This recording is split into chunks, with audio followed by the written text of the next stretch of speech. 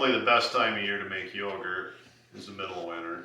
It's last day in January.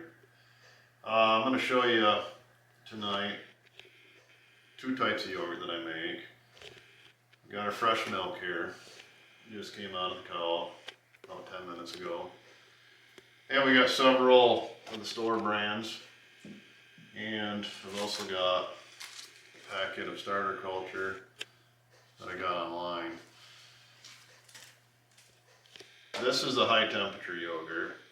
Well, you can use this for starter, or you can buy starter online. It's much easier just to go to the store and get some starter. And one of the reasons I started making my own yogurt is, if you look at those ingredients, I don't know if you can read that or not, there's a lot more than milk in there. And that one especially, that one's got milk protein concentrate, whey protein concentrate, all kinds of things that I don't understand. This has milk and cream. This one has whole milk and skim milk powder. And this one has milk and non-fat milk for some reason. This is the only one I found that just straight up cultured milk. And that's what I make, it's just cultured milk. The reason they add all those things is because the industrial milk it's really thin. It doesn't have enough body, it's not of a high enough quality usually to make a good yogurt, so they add those things in there. We're just going to use straight milk, nothing added. So these will culture at about 110 degrees for 8 hours.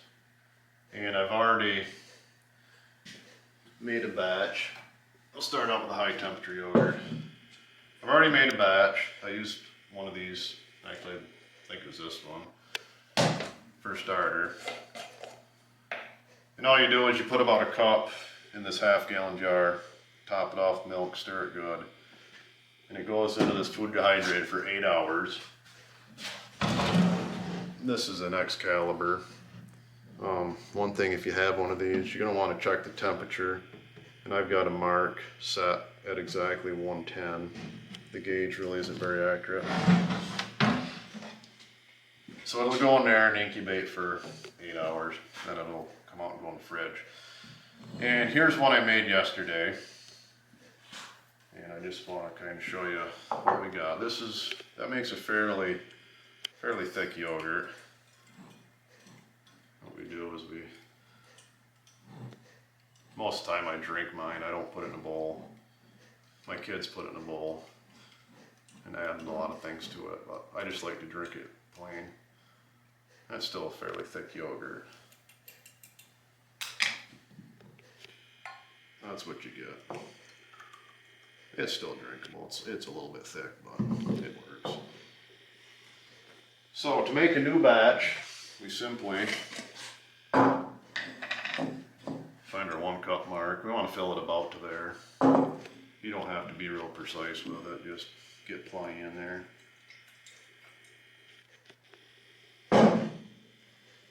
And fill it up with milk.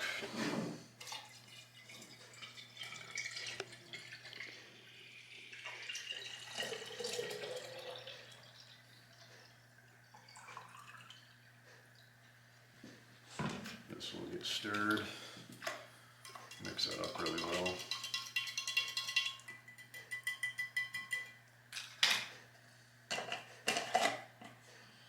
And that will go in there.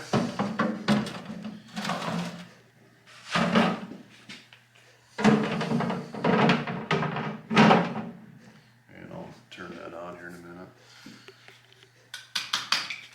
So that's the high temp yogurt. That's what most people are familiar with. This heirloom variety, this is Scandinavian type. It's called Billy. I got this from Cultures for Health. It comes with 2 packets of powder. You got to start your first batch, which is just 1 cup. Then that goes into one of these jars to make a new batch. So I've got my first full batch here. I'm not sure how it turned out. I'm gonna find out. And you'll notice on the top, this has to breathe a little bit, so we just got this is actually a milk filter, paper towel, anything, just to let it breathe. And we'll start a new batch in there. And we will see how this turned out. Stir this up good. That's actually fairly thick. The heirloom yogurts are much thinner, which I kind of enjoy. I like to just drink mine out of a cup. I don't put it in a bowl and add fruit or nuts or anything. It's a little bit thinner. This looks like it'll be perfect for what I want.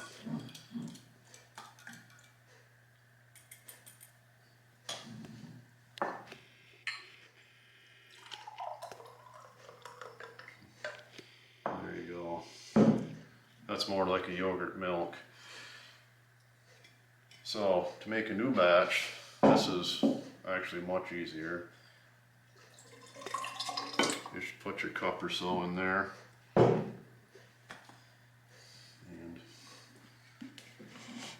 you gotta add the milk.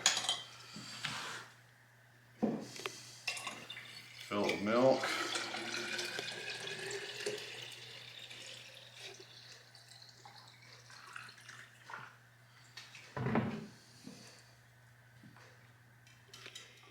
Stir it good.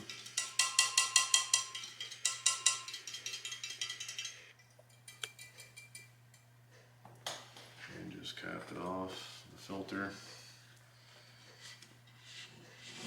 Put that on there.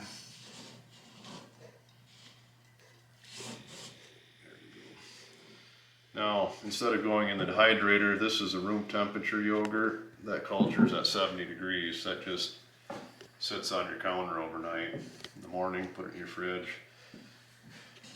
And it'll be ready to use after it's cold. So, we got our two different types here. This is our heirloom, which is quite a bit thinner. And we got our standard high temp yogurt, which is quite a bit thicker. Now, if you have good fresh Jersey milk, you can make a thick yogurt without all the additives. Winter's really the best time to make yogurt because the milk, it's very mild. My cows don't eat any grain, they just eat hay. In the winter, they're getting toward the end of their lactation. Their production goes down, but the butter fat and the sugar content goes way up and the protein. So it's a much heartier milk. And because it's very mild, it flavors well. You don't have any of the grass flavors from summer competing with it. You get a really good tangy yogurt that sets well. And just another thing I'd like to mention about the raw milk, the Jersey milk. Our cows are both A2 cows. Most cows, the commercial cows, are A1, which is, those are two variations of the milk protein. The A1 protein causes a lot of allergies and inflammation in people.